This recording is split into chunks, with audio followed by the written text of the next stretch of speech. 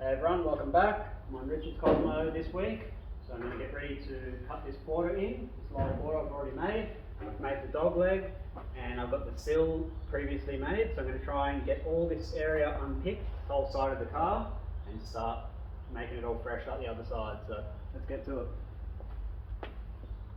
Alrighty, Monday morning. First thing I'm going to do is get this valance bolted on to the front just so I can see where it's actually meant to sit. It's very damaged and brittle, so we'll get it all in the right spot, bolted on, then I'll replicate this top piece, get that welded on, and then I can focus on other various repairs that it does need. It's a bit sad and banged around, but feels good to be back on the Cosmos. So it's in a pretty sad state, needs a lot of love.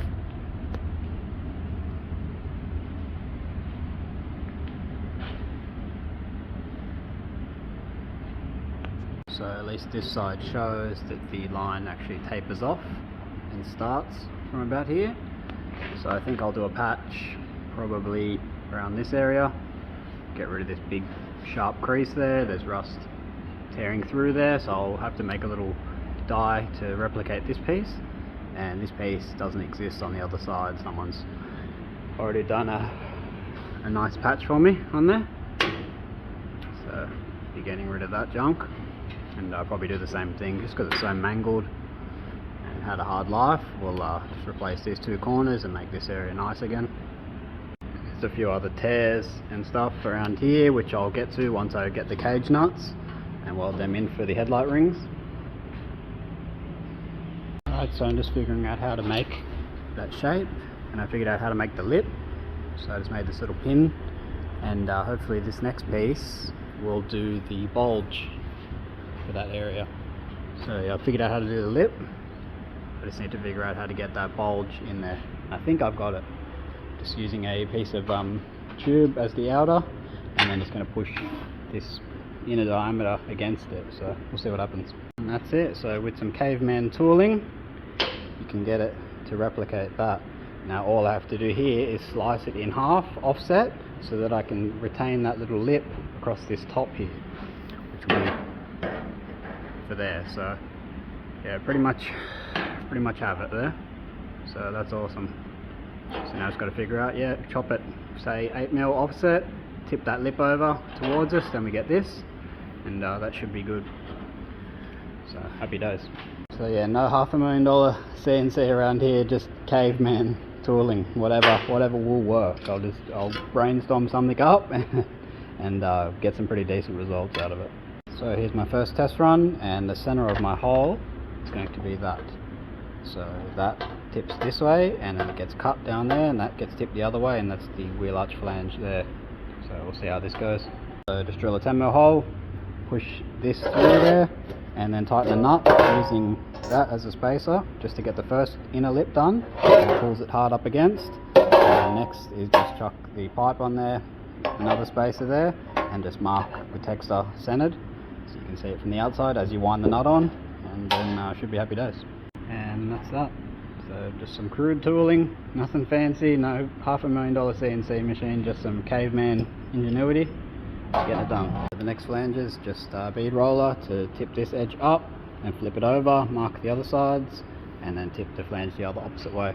And my tips have been initiated now, so now I can cut this and tip this bit down and this piece back up. So cut it offset so I can keep my little lip, and yeah, just tip the flanges in opposite directions, and then trim this final flange down. So I keep crashing into this fold here when I'm trying to bump this edge right up to suit. So I think I'm going to abandon that edge, so I'll just piss that off and I'll weld that section on, because yeah, it's just giving me so much grief trying to bump this area out. I keep crashing into it with the bead roller wheel, and it hits on the chisel and stuff, so it's not bad for a first attempt, but yeah, it pissed me off that I can't get that in one piece.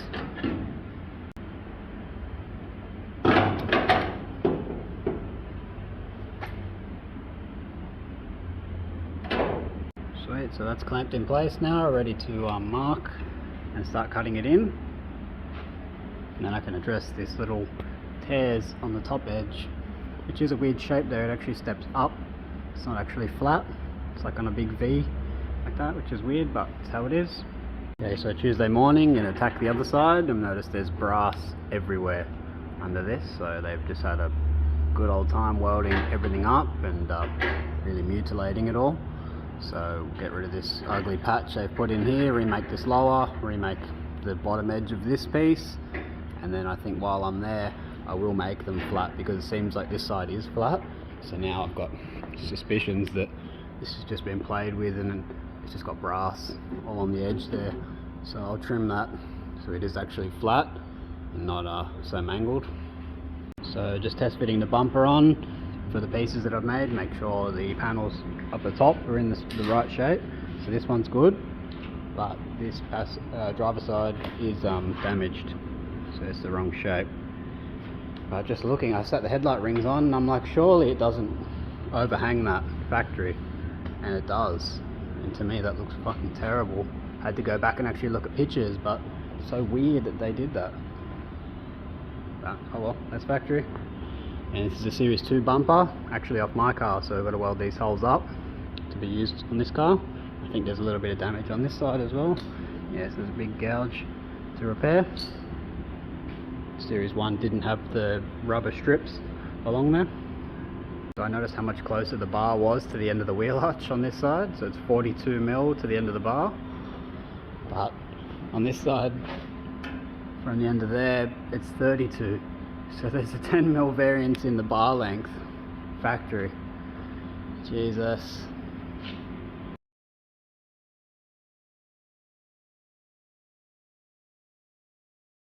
Okay, so bottom piece made, little infill is made.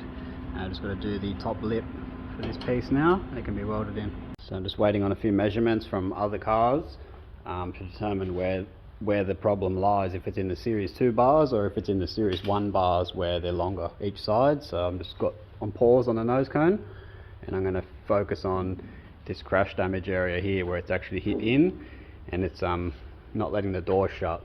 So there's a lot of tension on the door because the hinge is cocked inwards on that pillar.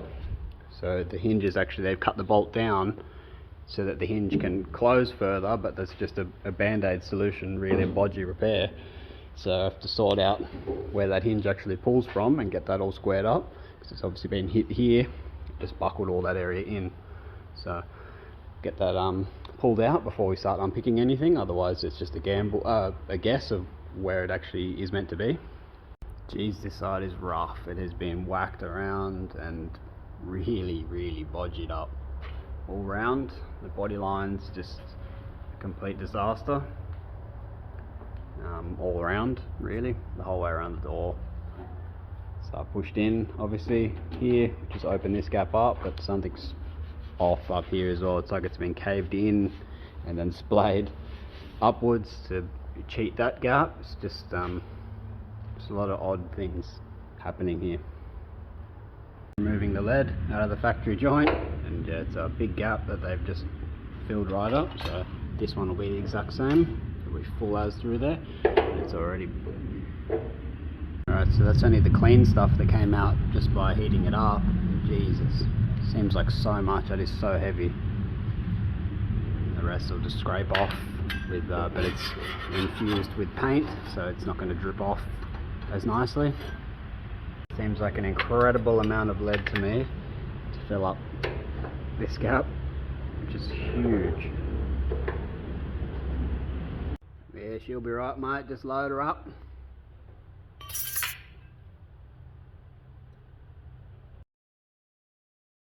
The front was the exact same, deep, and it's rusting under the lead, so I don't know, this is probably why I don't really have faith in lead wiping things. It's not something I've ever done, and not something I ever feel like getting into. I feel like there's much better modern technology that's surpasses this.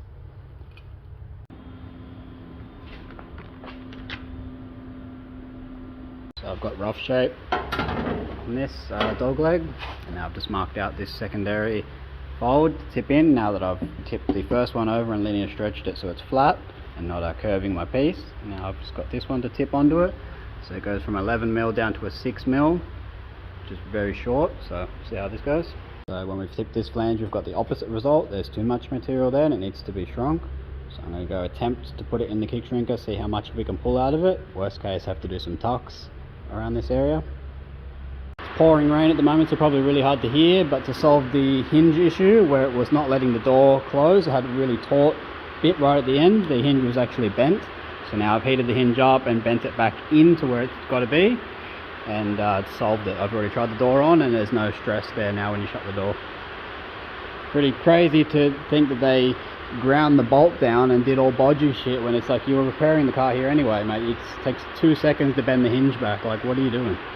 Especially when they've gone to the effort of cutting little access holes and stuff to get all this area back out, and it's like, man, like, you were there. It takes another 1 minute to bend the hinge back. It'd probably take longer to take the bolt out and grind the head down and shit. Like, it's crazy. So shutting good now, happy as with that. It's either suffered damage in the crash because they've messed around with all the window reg area, they cut all that out. So there's either damage in the crash, the shrinks visible in the door, or someone's done the old leave the door open trick and reverse into something and then bent it beyond open. I'm not sure what's actually going on there. That would surely do more damage to the door itself versus a 10mm thick hinge, but who knows. Pouring rain at the moment. I need to get more sheet before I can continue on the front, so I'm going to patch all this boot spare wheel area. I've just pushed it down now. It was pushed right up, so obviously jacked up off it or something like that, so there's little stress marks just to address once I get it in the air. I'll just make up some pieces for this, get that sorted. So just simple paper template, just paper and pen, and that'll give me all I need to know.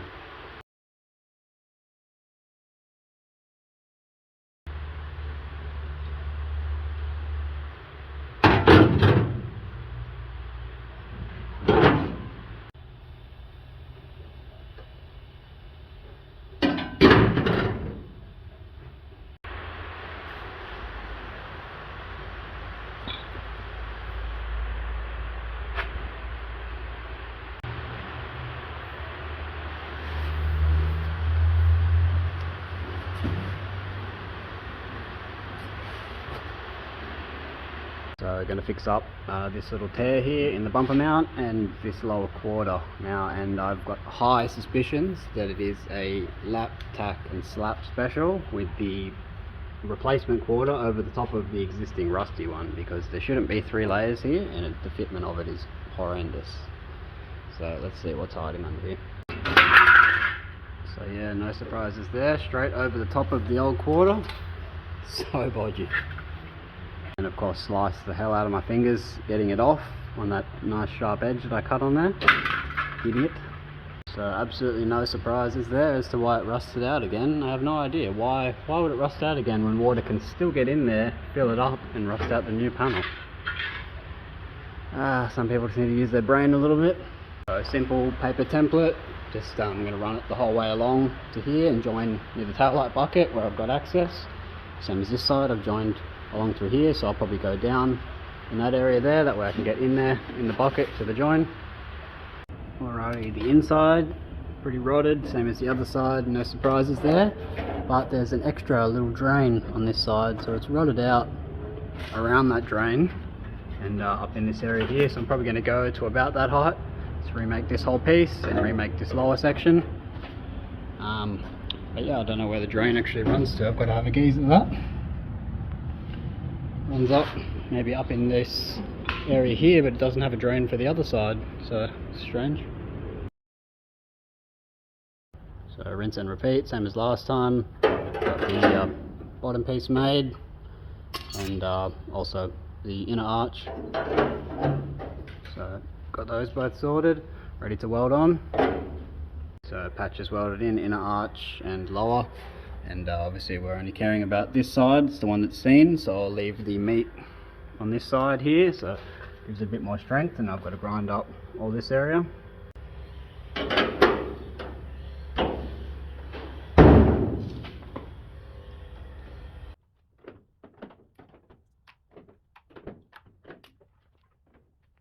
Alright, so just scribe it, use pen, use texter, whatever your eyes see best. It's going to allow you to get the best cut there, because the accuracy here and no gap is going to be your best fit up. And you don't want a panel that you need to push tension in or anything like that to get it to fit, because that's not fitting. If it doesn't fit naturally as is, then the panel's wrong, and it's only going to bite you in the ass further down the track. Probably look at this and think, oh gee, why'd you go so big? Why didn't you just do that little triangle in the corner there?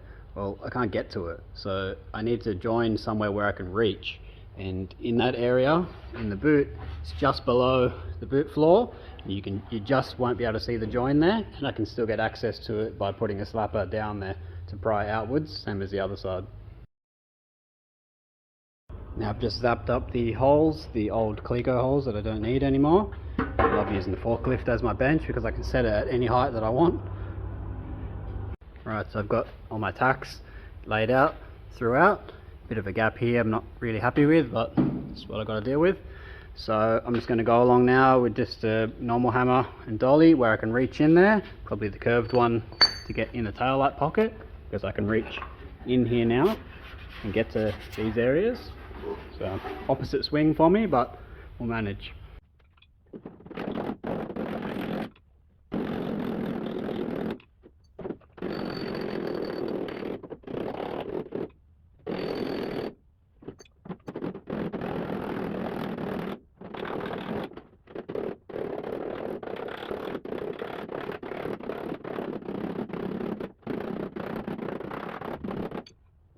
Alright, so I got that dig together, did it in a few passes. I did a few more tacks, like another run of tacks, because I just wanted to suck right inwards, and I figured I didn't want to do one big zap and it get away from me, so I did another round of tacks and then planished those, and then did one zap on just 36 amps and knocked it down a little where the gap was, and I think I knocked it down to about 28. But yeah, that's ready to wire wheel and then buzz the heads off all the welds and continue to planish it again. So that's welded and then hit with the 80. I'm just giving a quick planish in a few areas, but it's pretty good. Just a few little wobbles along these areas and on the corners here, so I've got to get to those, and a bit of a suck in here at the bottom too, so I've got to address that, and that's just a matter of getting in there pretty much with the slapper, reach pretty well the whole way, and then the bottom I can get into that tail light bucket.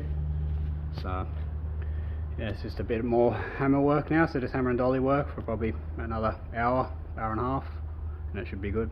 And then I can do the plugs on the very bottom and perimeter, and then also address this bumper tear, sort that out at the end. So with the passenger side sill, it's a little different. We've got these pieces that are welded on to support the lines from not getting crushed. So I've got to weld those onto the replacement lower quarter and sill, and I've also got to put these little studs in there to hold the all the lines along. So something I've got to factor into the replacement sill on this side.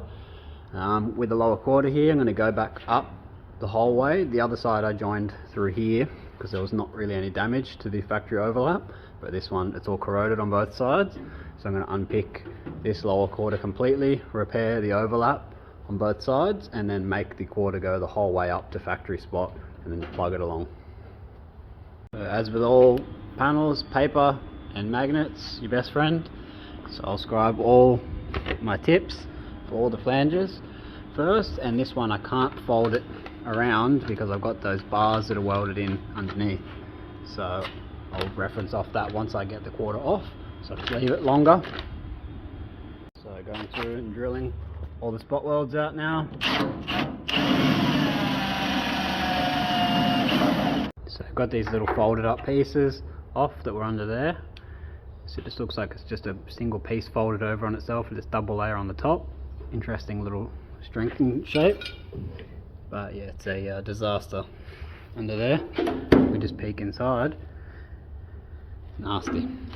So continue unpicking all this. Mazda likes to put little spot welds, little hidden cheeky ones on the edges of things as well. So just got these to unpick now, and it should all be pretty free. Alright, so that's unpicked there at the top and the sides. What a mess. And this is what every single Cosmo is going to look like underneath, due to this marvelous design here of the vent just making a little pool for all the water every time it rains or you wash your car.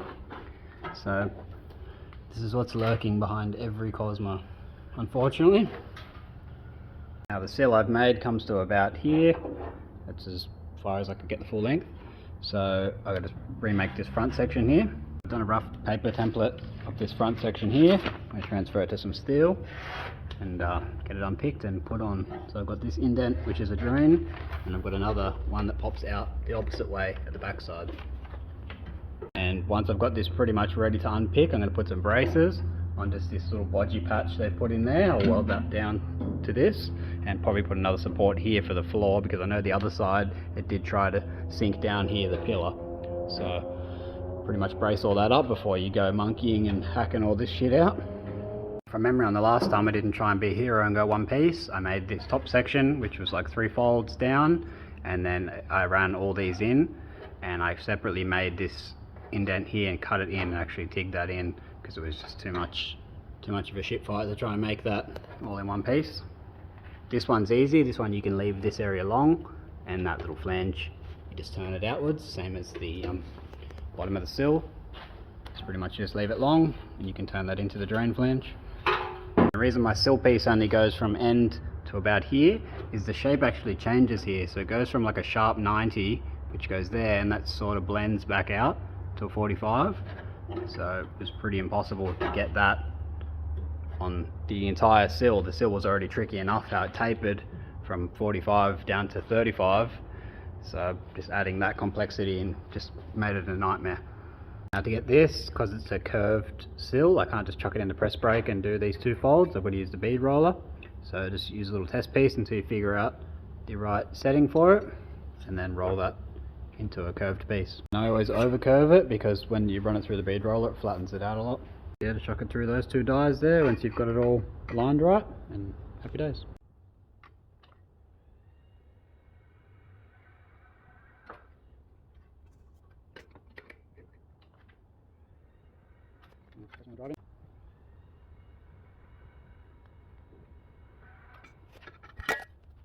We've got that rolled up, so now just give it a trim and fold that bottom piece over.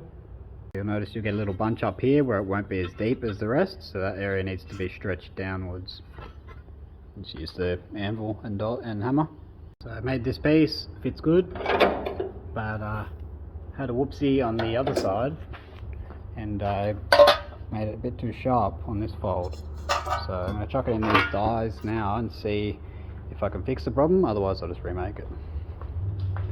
So I'm going to put it in these 2 and hopefully round off that really sharp fold. Yeah, I ran the die through that and it just made it larger, so throw that in the bin. Alrighty, so I remade that piece, and then I'm going to cut this piece into it again. Alright, so I get the old Tigaroo out, join that together. Okay, so zap that together, put 2 little pie triangles in the corners there, and then weld the top gap up. So nothing pretty. Just going to get buzzed down now with the 36, then the 80, and then hammer and dolly it to suit. Right, so that's all zapped together now. That's definitely good enough for the inner sill. It's only a drain. I need to go crazy and start file finishing it or anything like that.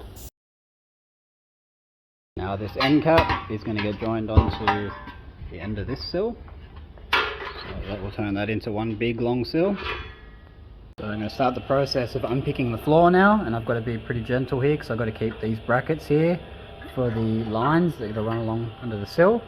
So I'm going to start drilling out all the spots for this floor pan along the back through there, all the way along here, across, then they're it's spotted to the inner sill. So the outer sill's got to come off to get through. So I'll take the floor pan out first, and I'll do the same as last time. I'll cut it just under this, so dead center of that, and just try and cut that one layer only, so that way when I join the floor back on, you shouldn't even notice from underneath.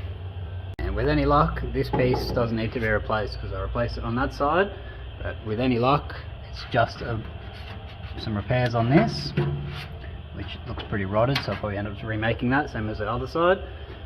But if that's in good nick, I'll be pretty stoked. Before I can get the floor out, I've got to fix this crushed lip so I can actually drill those spot welds out. So I've got all the top ones drilled out now, but I've got to go bigger, so one size bigger on the drill bit, and then trim along that edge there, halfway between those spot welds, and yeah, get those ones off this lip here. We'll obviously be recreating these as well, all these floor braces, both sides. So just unpicking the outer sill now. I've just chopped it off roughly, and then I'll drill the spot welds out, and you can see it changes shape really weird at the back here. Then there's all these factory MIG welds on all the overlaps there. So yeah, that shape is real strange there. It sucks in and also steps up. So I've got to replicate that, same as the other side. The inner sill steps right up to get to this level, because they just filled that all with lead, the difference between that height and that height. So yeah, I'll replicate the shape of that bottom on the piece I've made after I've got the outer sill on to that point. And I put my overlaps and stuff in there.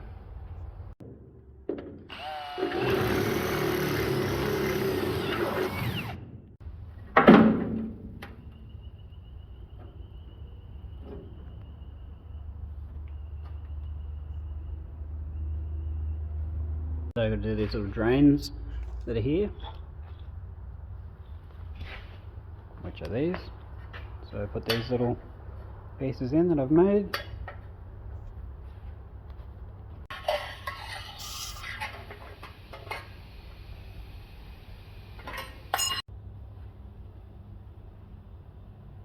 Alright, so all those are welded up now. So time to wire wheel, buzz with a 36 to get the height of the weld off, and then go with an 80 on the roll lock, and just dolly and bump up wherever it needs. Shouldn't need much. This is the benefit of TIG versus MIG. MIG just makes a mess. You need to leave a big gap. It's harder to grind, whereas TIG, it just grinds off like butter, like the original metal. Gets a good, nice fuse the whole way through, good penetration, and it's malleable at the end. So with a MIG weld, it's harder than the parent metal, so it won't move. It'll just buckle and carry on, and that's it. You're stuck like that. Whereas TIG, you can move that weld wherever you want.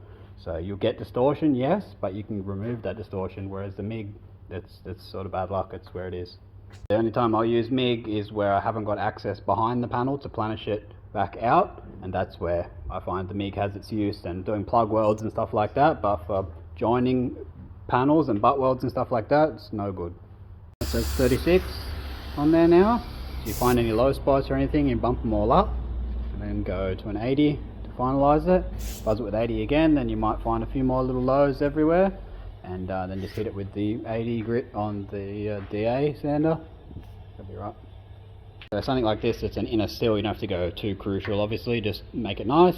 DA it. Doesn't really matter if it's got tiny little imperfections and stuff here. It's never going to be seen. It's got a sill that goes over the top of it. It's just as long as you haven't got any pinholes or anything like that, because this is essentially a drain, all these points.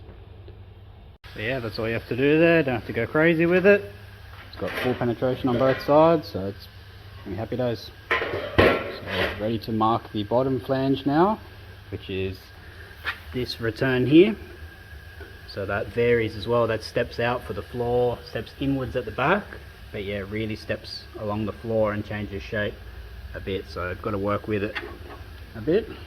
Not just a simple press straight on the press brake. It's going to have to be tipped in manually, because it just, yeah, it tapers inwards and changes a lot. Right, so marked out. Did my little step ins, so it steps in twice, one at the front, one at the rear for this, and up here for this bracket. Just gave it a little tweak on the shrinker, because where I've welded these areas in, it wanted to pull, so I've gave it a shrink along that edge to straighten it back up. Now I can go tip this flange.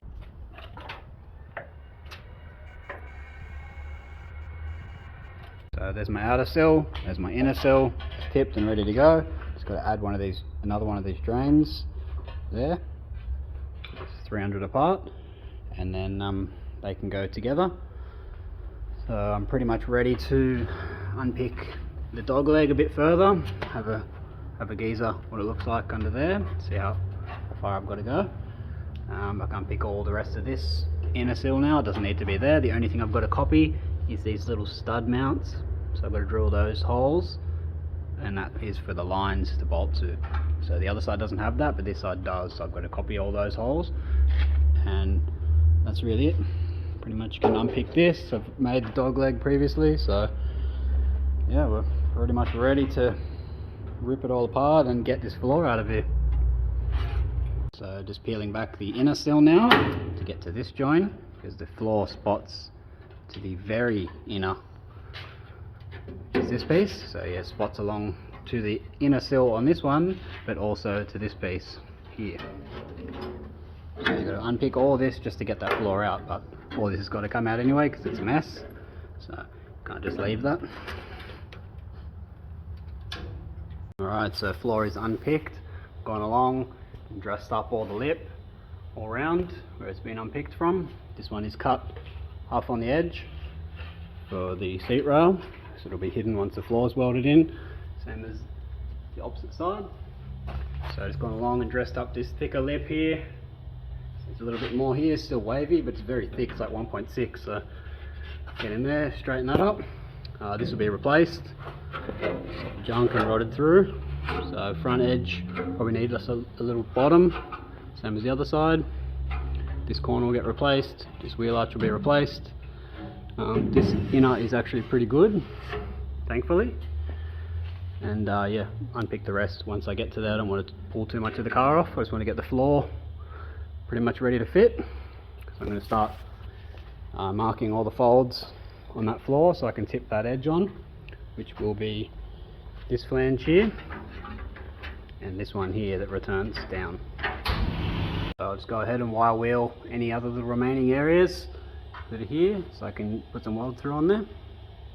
These two were a nightmare to get off. So inner sill is tucked up behind there, so it's got some plugs along this area that need to be split off, but this has about 20 plug welds throughout it, the actual sill to the pillar bottom. So yeah, that's a nightmare to remove. So I'll go about grinding the heads of all those off now and pulling these two pieces out. And this is exactly why I'm pulling off the inner and outer sill entirely, because I need to get to this layer. So it's not just a little one layer shebang, cover what you can see. Any water that gets in just absolutely rots from the inside out, so the water will get in here and just rot all these layers in. So I'm probably like, what, 6 layers deep now, and I'm going to replace this. So much work to get to this point. I've already swept up the sand so many times, but how much just pumps out of here every time you hit the car,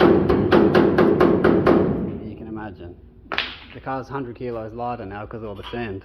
So this is a prime example here. It looks okay and you think, oh, it's probably a bit pitted from the outside, but it's actually rotting from the inside out. The water's trapped all the way down and then it's stuck in between those seams there. So this is where you got to go further than what you think. You'd hate to go to all this effort and then the first time the car gets a little bit wet, it starts to sweat in there again and that rust comes straight back through and disaster again. And then more rusty water contaminates all the rest of it and you'll probably be here again. But if you do it right, the car will last forever, because it's not something that's going to be sitting outside like it first did when they first came out. These cars, after they're restored, they barely get driven in the wet and they really get looked after. So I got that piece off that was there, the big flat, and the last remaining piece that was down the side, so push that off and I can check my inner sill now, which is good. I would step up here on there, so take that off, and so just pulling the last of the inner and outer sills off at the very end under the dog leg, because this side is rotted out here whereas the other side isn't, so I've got to get access to that. So I've got to pull these two top layers off there before I can get to that layer. So while I got this dog leg and stuff off, I'm hoping I can get to this big dent that's here. We were going to cut a hole originally from the inside, but I can almost get my hand up in there to it. So I think with some tooling I might be able to get in there and pry it back, hang it up, pry it out. We'll see. So to recreate this first layer of the floor here, pretty simple, just paper template, mark this round radius here. Use the round upper die on the bead roller and push that in, and then as we can see it wants to be stretched here so that it will lay against the floor. So this die, soft lower wheel, and you just push it in till you get a nice round radius there, and then you're going to have to stretch this piece here to let it lay flat.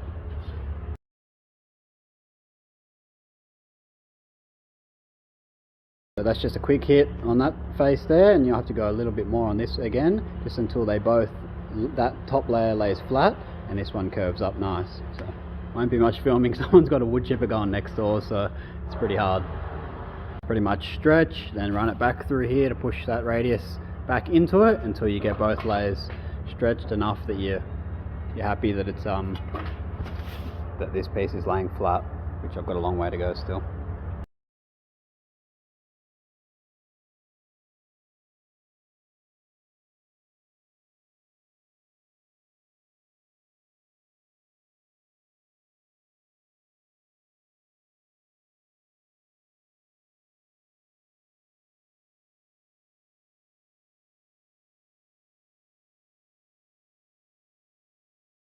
Still mangled, so I've got a lot of like manual tidying up to do there, but as we can see it's fitting much nicer now. Just a little bit more just in this area here to let that lay flat, and we should be good as a patch. You obviously don't need a pull max or anything to do linear stretching. You can use a linear stretching hammer like this. It's just against an anvil, it just takes 100 times longer, whereas the machine obviously will do it so much faster. Because the kick shrinker stretcher sometimes doesn't really like getting into a radiused area like that. So you can do it that way, but it's it's a bit more difficult to get it on a radius like that. It'll accept a flat, but yeah, not a curve like that.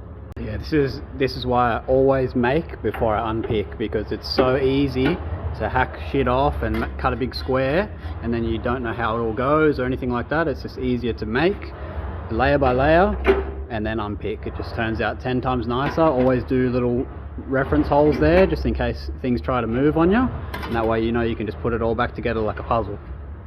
So nearly there. This is the last layer that's got to come off, and then we can get to the base of the floor, which is rusted out, and that is the root of the problem. That's where all the water has come from, inside these areas here.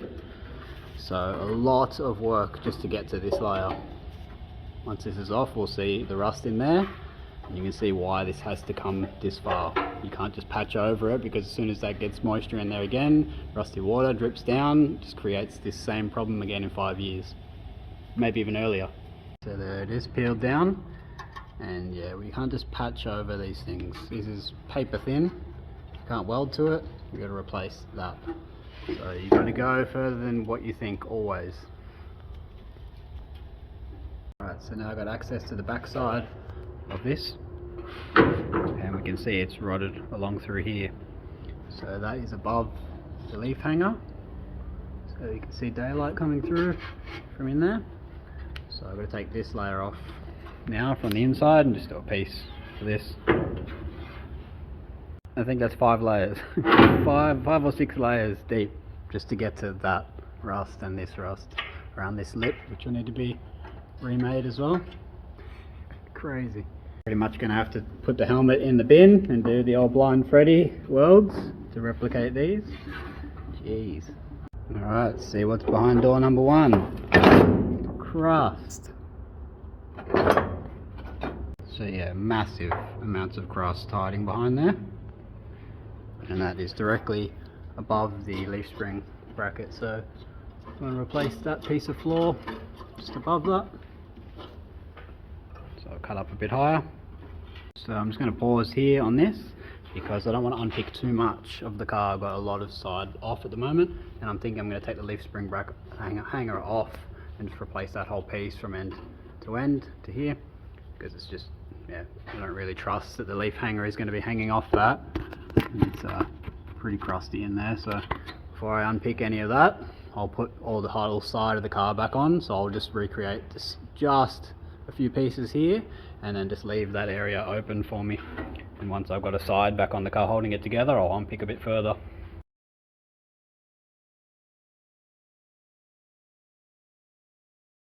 There's my little bolt together tool for it, and I found it was making this area too thin. So I decided to drill a hole in it, make it bolt together instead of hammering it together. I was hammering it together and it was just making that area a bit too thin, and it's got to have a screw that holds a button in there. So I thought, I'd rather just make little infills and I'll just TIG them on. So that way I know that area is the same 1 mil as the rest of it and it won't pull the button off the floor mat. So I just traced on a little template. I'm going to trim all these out.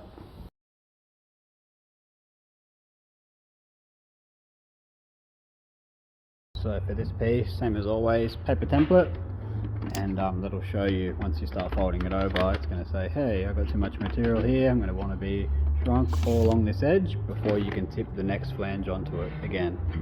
So paper and magnets are your best friend. And this area here is butted up against the side of the car, which is fine, but this area is going to have to slip under. So you're going to have to add that, because this area can butt up here and I can weld it half under this flange, but this side here is rotted through, so I've got to come all the way across and join it along here, whereas the other one will just be joined under this. You're going to transfer it to steel now. Just do this line, use a razor so you can scratch it onto there, and just retrace it once you've got the paper out of the way, and then you're going to have to put it back on once it's actually tipped on there and you've started to shrink it until this meets, and then they line up again, all the lines line up, and that way you know you can tip your next flange on there. So you have to do the same thing, magnet to it, scratch it on there, and then you know you've got another tip to do. So with this front wheel arch, it's just fighting me. It's going to need too much shrink to pull it around the opposite way, so I think I'm just going to cut it in the middle, and I'll just do it in 2 pieces. I'll just do this side and this side, just join it through the middle, because otherwise I've got to shrink the hell out of that to start getting it to wrap this way.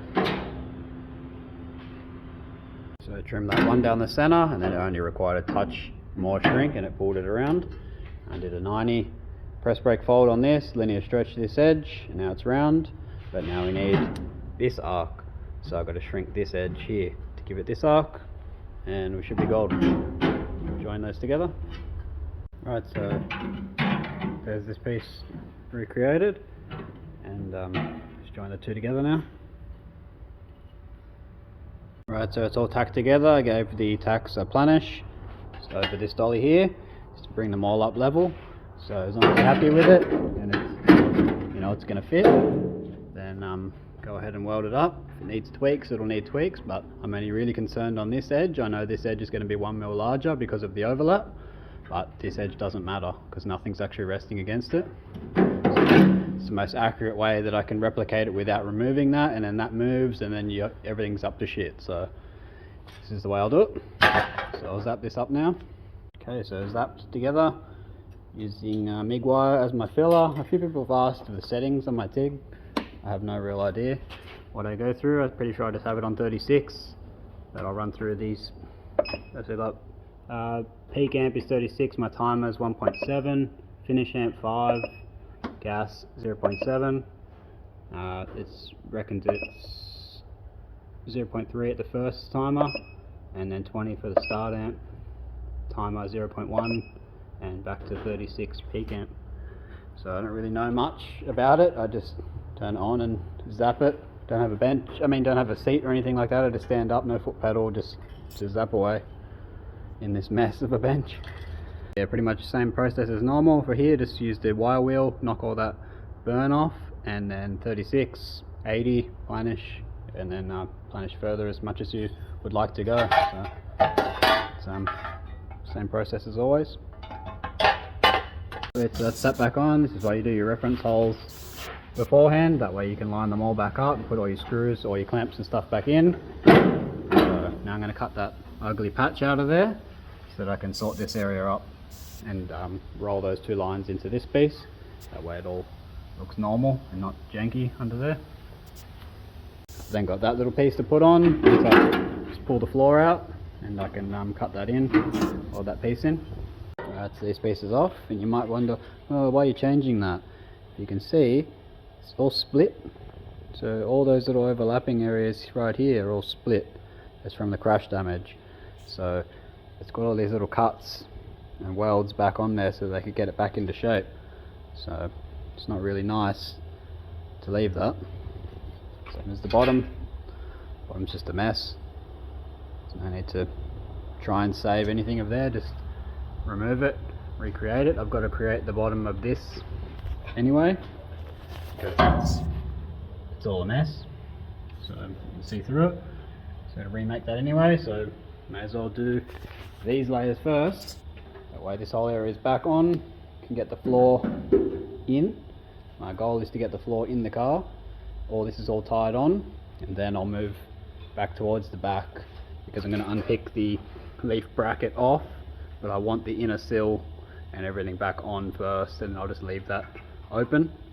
Take the leaf bracket off, replace this section, replace the floor that holds the leaf bracket on, and then yeah, start putting the rest of it all together.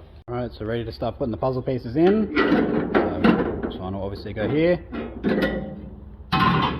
Can't do it with only one hand, but this one obviously goes in there. So yeah, pretty much ready to start welding on now. Do all the plugs and tap it all together, cut all this in because that's still behind there. I got this to weld up, do the plugs again, and these are all on overlapping joins, so I think there'll only be a little corner visible inside. Yep. So that's the way we got to do it. Pretty much want it to look like you weren't there. Alright, so that's the front half put on. The bottom will clamp it to the floor once the floor goes on permanently and weld it. But that's it. I'm not going to go too crazy in these areas here. Whatever you can see through the vent, I'll make sure I put the quarter on, and if primer doesn't cover any imperfections there, I'll chase them a bit further, just so that when you see it through the vent you can't notice that there's a join there. So I'm going to prime this little area here and then get this piece put in. Now I want to put this piece in, but I need to do this inside first because it's all rusty in that. In that corner is all rusted out, so is the bottom. So I've got to make that piece first, otherwise I'm going to have no access inside it.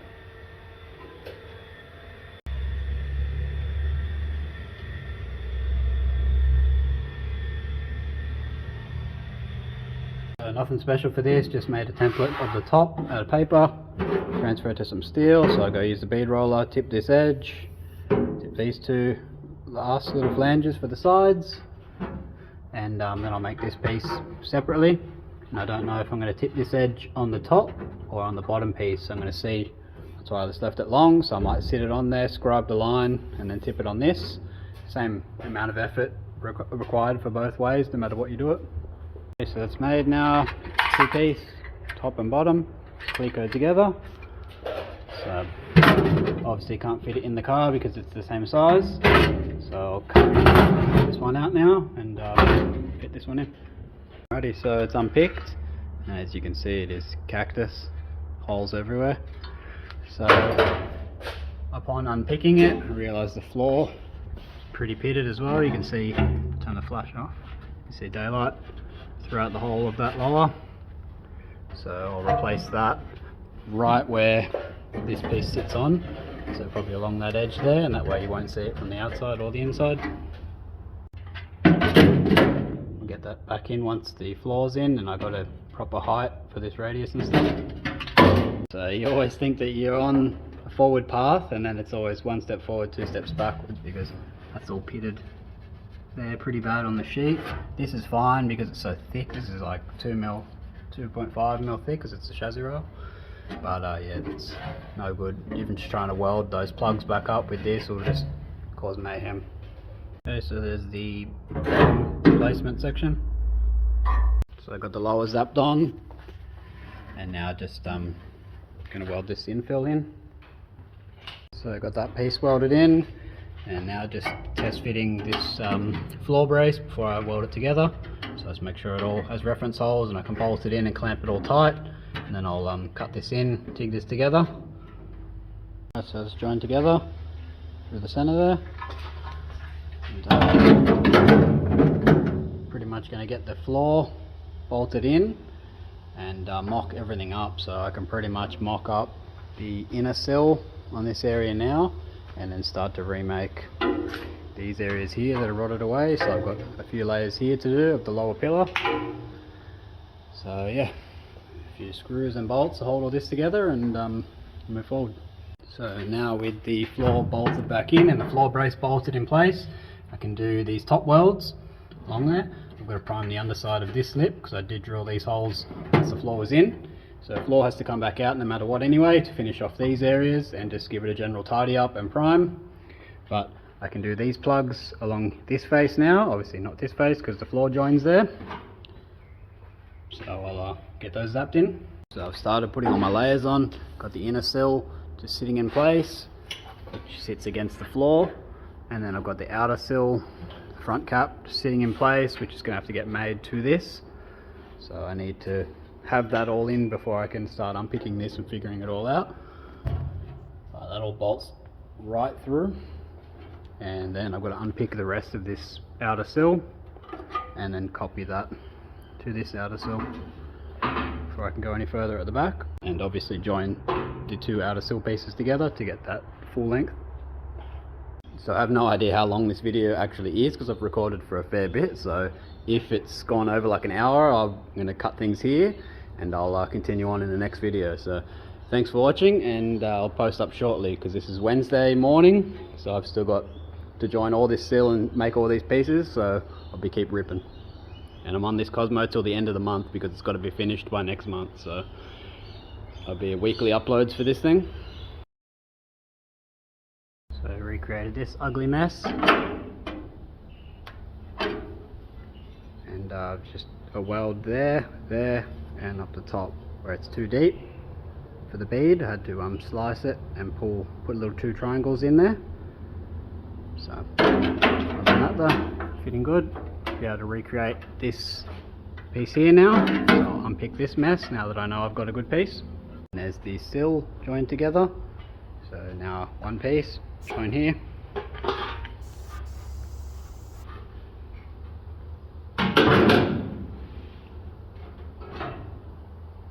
Alright, so clamped in place now, and it got to redo this piece here, which obviously goes to the bottom of that height, and this piece here, and it has to be exact because it presses up against, hard to see, presses up against the door hinge area, so it has to be that shape.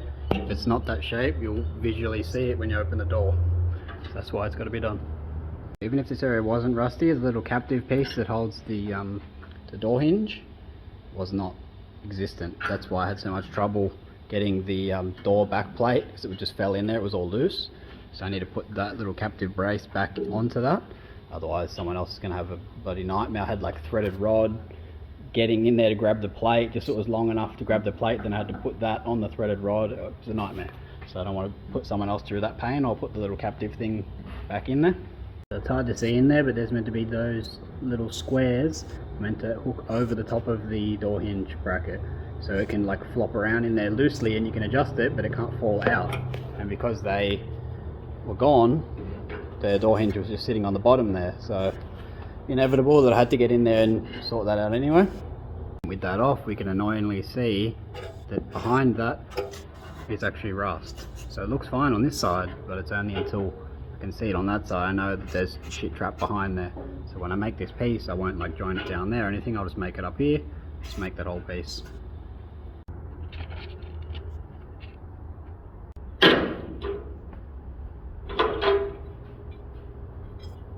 So thankfully this is pretty thick, it's like 2 mil or 1.6, so I'll just recreate these little brackets to hold this, clean all this area up, and there's the rust I was talking about, so got daylight coming through.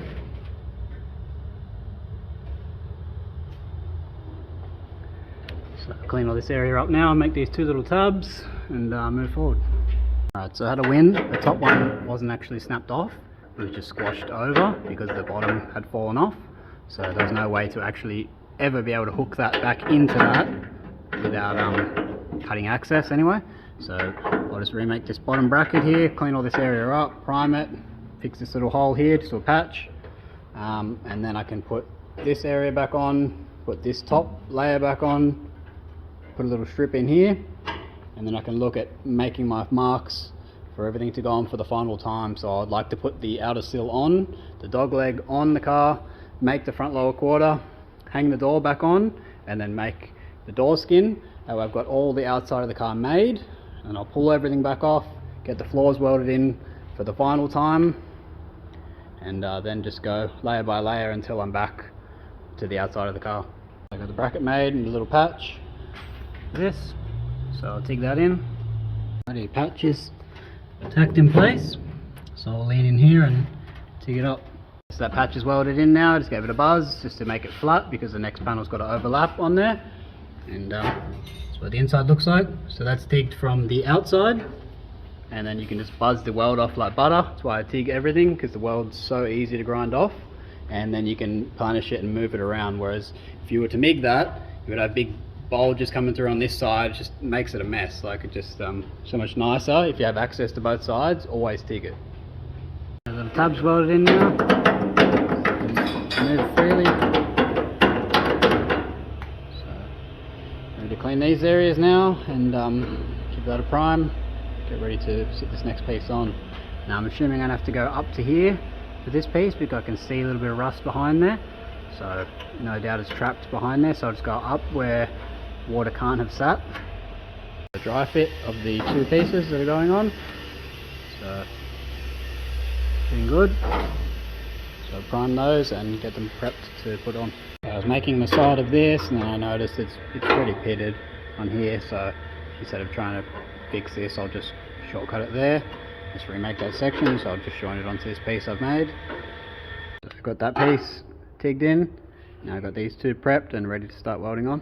So I've got this area welded on now, here and here. I'm just going to leave this area because I think I've got to fine tune it for the radius of the sill. Just looks a bit round. So ready to put this piece on. Okay, so nothing crazy, just a quick once over on there, whatever you could see through the vent mainly. And it's ready for the inner sill now, so give this a prep and prime.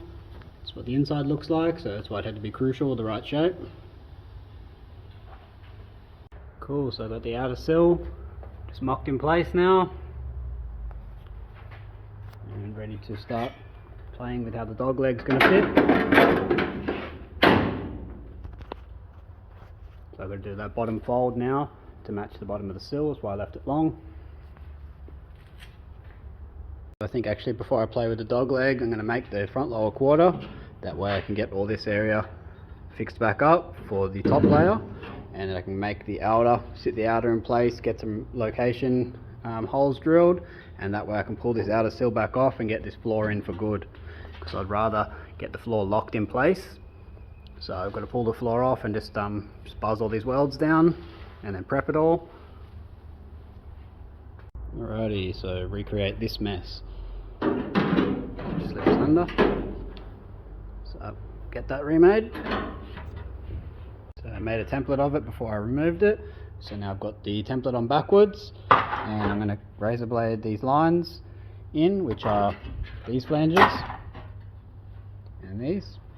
So I've left the bottom pretty long, so it doesn't really need to be that long, but I've just left it long.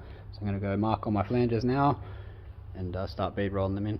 So that's these edges tipped on now and just roughly hung on the car, so I can work out where it needs to go, where it needs to be shrunk on this edge, where it needs to be stretched, because this top edge here has to come up and curve backwards because the body line has to meet up to it like that and then slip under, and this piece will sit over the top. It's the only place that it overlaps is the front. So to make it factory, we have to replicate that and put half the body line into it. Other than that, I've left it really long, so I've got to pretty much add some more curve here, then fold the end under, add the drains, obviously, same as like the sill. I've got to put these drains into the bottom of the quarter as per factory. But yeah, coming along. So I have most of it mocked up now. It's tucking behind. It's where it should be. This is where it should be. I just have to add the very bottom now. So I've got to make this section, which is pretty hard. So I've got those two drains on either side, and then it laps right down and joins onto the floor like everything else. I had a whoopsie when I made the front lower quarter.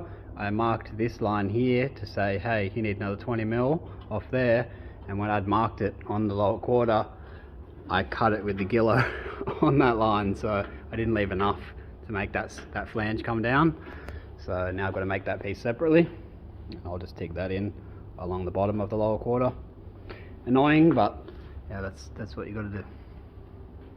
The way I did it was just normal flange fold here, so just on the press brake, cut that section out, tip those forward, so it brings them forward to that face, and then just made 2 little passes with the bead roller here to pull those up, and then just made 2 little infills. So it seems to be the easiest way to get that shape, which is pretty tricky, the way it steps in and out, and it's for the drains at the end of the day, so it needs to be there. So that's what these are for. It's for the drains on the outer sill. So there's a drain on the inner sill, an indent, and then there's an outdent on the outer sill, and then this front lower quarter sits over the top of the outer sill again, so it's got to have those put on it, which are these. Alrighty, so I'm going to wrap things up here, pretty much pull all this apart layer by layer now that I've got it all mocked up in place, and get the floor in permanently for good. So I've got to pull the floor back out, prime all the edges, prep everything, and get it welded in for good. So I'll come back next week. I did miss the front apron area as well, so I think I'll have to chuck that in another video somewhere. But I've done both sides of the repair of the front lower apron. So I'll see you guys next week. Thanks for watching.